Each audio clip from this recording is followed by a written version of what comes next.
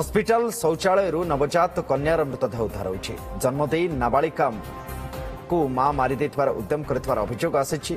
अग्निशम बाहिनी पहुंची शौचालय प्यान नवजात मृतदेह उद्धार करछि। कंधमाल जिला दारिंगीबाड़ी गोष्ठी स्वास्थ्य केन्द्र में घटी अभावन घटना।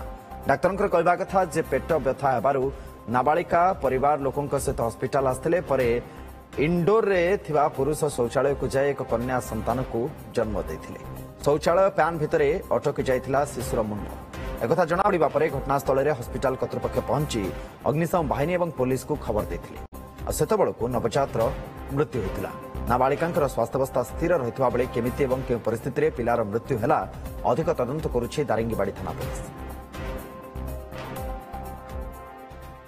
तार टॉयलेट भितर जाइछथि ता भितर से एक कन्या शिशु जोड़ा प्रसव करैथिले एवं तापर या खबर पाइली से देखा बेलू से जो आम प्यान रोज जो होल रोज ता भितर छुआर मुंड अटकी अच्छी पाइलु मुझे खबर मुताबिक मुझे जहाँ शुणा पाई छुआटा पूर्व जीवित थिला।